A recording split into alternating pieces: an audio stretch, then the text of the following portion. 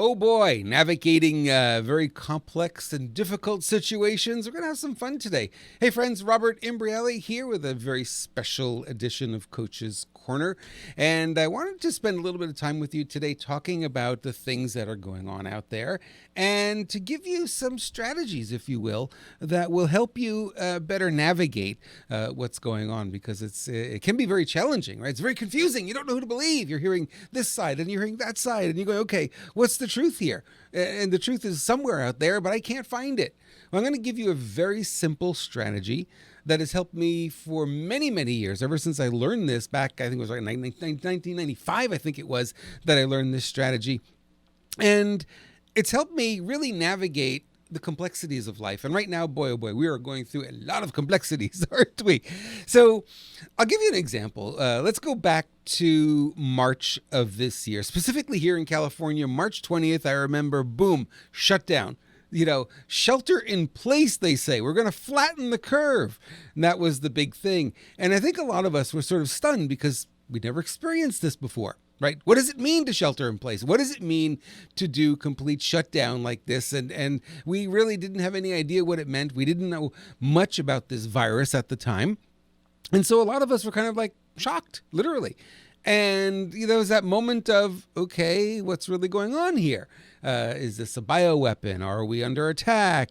We had all these different thoughts going through our minds as we were going through this. And yeah, I shut down the business. I didn't stop working because laptop lifestyle, right? I can work from pretty much anywhere. As long as I've got an internet connection, a laptop, a webcam and a microphone, I'm good to go for the most part. So I wasn't in the studio, but I could still get enough done. And what was interesting is that I went back pretty much immediately to a strategy that Tony Robbins taught me back, like I said, in 1995. And he was on stage. And what he would do is he would talk about a situation and then he would run off to the other side of the stage. And he said, this side of the stage, this is the common sense corner.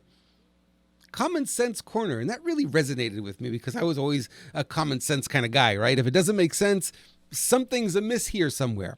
So forever, since that point and even before then, I was always thinking about, okay, does this make sense? Right? So my question, does this make sense? Does this make sense? I know what I'm hearing. Does it make sense? Yes or no?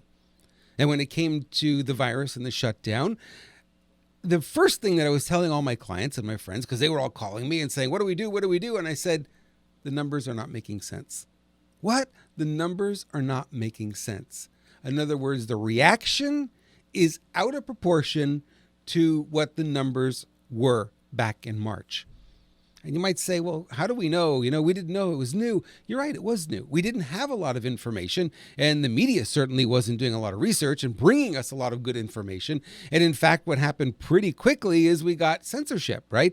We got blocked on Twitter. We got blocked on Facebook. We got blocked on LinkedIn. We couldn't talk about the virus. We couldn't talk about alternative medicine, alternate ways to boost your immune system. We couldn't talk about, how to protect yourself, how to protect your family. We couldn't have those conversations openly in our free speech environment that we live in here in America. We couldn't talk about those things. So it became rather difficult.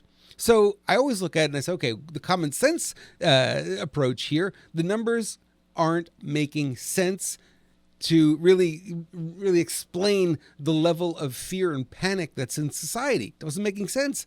There weren't enough cases. There weren't enough people dying. There weren't enough people in the hospitals. In fact, around here, the hospitals are pretty much empty. And here we are, full shutdown, shelter in place, hiding from a virus. So then they said, here's a good one. You got to wear a mask. Okay, I'll bite. We'll try the mask out. See what happens. The first day I put on the mask, I went to the grocery store. A woman walks by, bang, immediately smell her perfume. Mask is doing nothing. If that perfume's getting through, pretty much everything's getting through that mask, right? So it's not a protection at all. So then I did a little bit more research and I found out that the virus measures 0.8 of a micron across. And I did a little bit more research and I found out that the masks only block things that are 4 microns and larger. So anything under 4 microns, right through. It's, that analogy of I'm putting up a chain link fence to keep the mosquitoes out pretty much applies here. So the mask is really not your protection. So you look at that and you say, okay, so we're being sold this story. Common sense would dictate if I'm smelling the woman's perfume instantly, anything is getting through that mask. It's not permeable. Maybe if I happen to sneeze, it's going to block the sneeze, right? But then that's right against your face. It's pretty yucky to even think of it. But there's that thing. So I always go back to common sense. And now we're in this situation where we've got election stuff going on, and we've got, resurgence of coronavirus. It's like level 2, lockdown again. We shut down California again. We're shutting down other states again. And you look at the numbers and you have to shake your head and go, none of this makes any sense. We're shutting down gyms, and in California, gyms represent less than 1% of all the cases that were initiated or attracted at a gym. Restaurants, it's under 2%. The numbers just, again, you look at the common sense, it does not make sense. The reaction is way over what it would need to be to really stop this from happening. Then you go and you say, okay, we've got all these cases going up, but 3 weeks ago here in California, they brought out a new test and they said, we're going to triple the number of tests we do every day. Okay, 3 weeks ago, you're tripling the number of tests and now your cases are going through the roof because you're doing more testing. A lot of people may have very mild symptoms. Some people are testing positive, like Elon Musk went to do the test. He did the test 4 times in the same day. Twice it came back positive, twice it came back negative. What's the test telling you? The more you do, the more positives you're going to dig up. But does that mean they're actually people who are sick? Got to look to the next number. Look at it and you say, okay, let's look at how many people are actually dying from this virus. Numbers aren't there. They don't support a full lockdown. Yeah, you might get sick, but I get the flu. Everyone gets a flu. Everyone gets a cold. Everyone gets a sore throat. We go through this. This is life, right? It's really not as dramatic as it's being portrayed in the media. And the challenge with it is you and I look to the media as being, the purveyors of truth. And that may have been true in the 50s, the 60s, the 70s, and maybe into the 80s a little bit. But I think beyond that, the media has really shifted. It's really changed. It's not, they don't, in the old days, they would deliver a fact. Here's what happened. And they would stop at that point. And they would let you make up your mind to what that meant. Today, it's very different. It's sensationalized, massively sensationalized. It's all clickbait, right? That's how the money's made. The money's made by the longer you're watching television, the longer you're on their websites, the more items you click on, the more money they make for ad dollars. So it's sensationalized on purpose because it's a business model, and that's the business model. That's the way it works.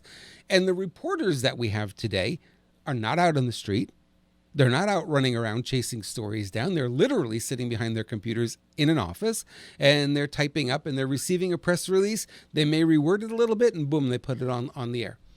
Really, that's all that's happening. There's not much vetting going on. Now, they're not just giving you the facts. They're also giving you, and they're allowed to do this today because it's more sensationalized and creates more of a viewership and more people are attached to it.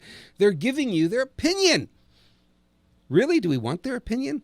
These are kids who went to journalism school. These are not people who know anything about viruses and elections and fraud and legal and all the rest of these things that they're supposedly need to be experts in. They don't. They should just be, delivering the facts. That's all. We don't want them for anything more, but that's not the way it is anymore. So when you watch the media, you really have to, really look at it and say, okay, I'm hearing this. Does it pass the common sense test? Yes or no? Most of the time, you're going to find that it doesn't. You're just not. It's just not going to. It's not going to pass the common sense test. So what you're hearing, you could say, okay, there's more to uncover here. Harder today to uncover things because Google is now censored. So there's a lot of websites, there's a lot of information that you no longer have access to. You don't know it because you don't know what you don't know. But you go in, you type for alternative cures for COVID. And what you'll find is very little because all that stuff has been censored and blocked. All those websites have been blocked. So you say, I'm going to go find another search engine. That's smart. Go find another search engine. Start to look for the things that aren't as censored, right? It's to me, it's a tragedy that we live in a society where we thought we had freedom of speech and we could share whatever we want, but we really can't. And how much of it has been held back and censored and blocked and all the rest of it on our social media platforms. And I don't know about you, but there's a tenet in marketing that you don't ever violate. You never break the trust bond between you, your company, and your customers. What did Facebook just do during this election season? Do you think they broke that trust bond? by censoring and blocking and deleting and kicking people off the platform because they took a side in something as ridiculous as an election? Why would they do that? Why would they gamble 50% of their audience? I mean, the truth is, they only exist because of us, right? The only reason they exist and make money is because they got enough of us. When we're not there, there's no more audience. Who's going to give them the ad dollars? Not the advertisers. There's no more audience. When the audience goes somewhere else, so go the ad dollars. I don't know about you. It behooves me to really think that somebody sat down in the boardroom and thought this was a good idea. At Facebook, at Twitter, at Google, all of these, and things like Eventbrite and everything else. They're all involved now in this, and it's like it's the worst possible idea. WordPress too, by the way, is involved in one of these right now, where they're kicking people off their platform because they don't agree with their point of view. Wow, right? Wow. How did we get here? What are we going to do? How are we going to move forward now? Well, one of the cool things that's happening is other social networks are popping up.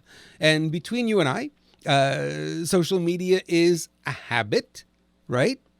So pick up the phone in the morning and the first thing you do, you go to Facebook because it's a habit. But if my friends aren't on Facebook anymore, do I really care about Facebook? Or do I care about my friends? I care about my friends. So I'm going to follow them wherever they happen to go because I want to see their stuff. I want to know what they're involved in, right? So that's the game we have to look at. We have to say, okay, these guys are, they think they're massive. They think they're giant. They think they're everything. But now they've got competition, good competition. YouTube has got good competition now, right? YouTube was the only one for the longest time, but now there are others out there where you can put up your videos, and guess what? They're not going to be censored. They're not going to be putting, this video contains false information under it. You can go to other social media sites where your posts, if you want to post politically, they're not going to be, branded with contains false information. Our fact checkers tell us so. My God, why do we need the media if we have fact checkers? Thinking about that, why do we need the media? We have fact checkers. Why don't we just go to them? They seem to know everything. They seem to know what's real and what's not.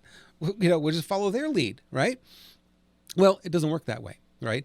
And you and I know there's a lot more out there than meets the eye. We're not being fed the entire truth. A lot of what we're receiving and consuming is very censored.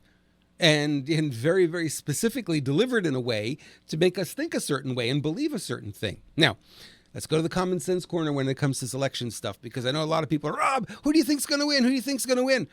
I'm going to tell you the number one rule of marketing is enthusiasm sells.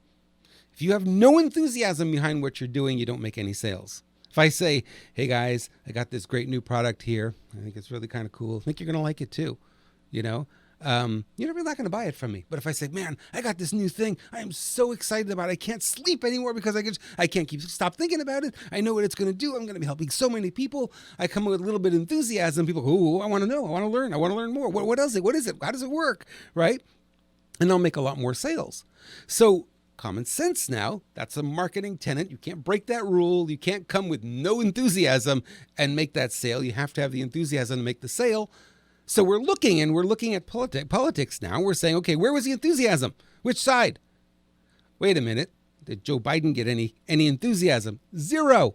He had 8 people showing up to his rallies. Did Trump get any? He had 58,000 at one, 32,000 another, 40,000 at another. Enthusiasm was where? And who won?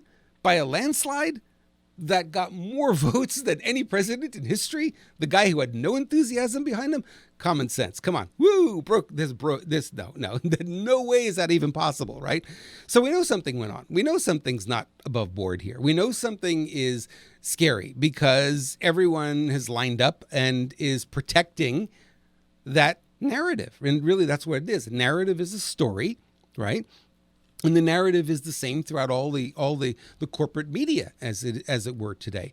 And now you've got big tech involved, and they're all involved in the same narrative as well. So everyone is saying the same thing.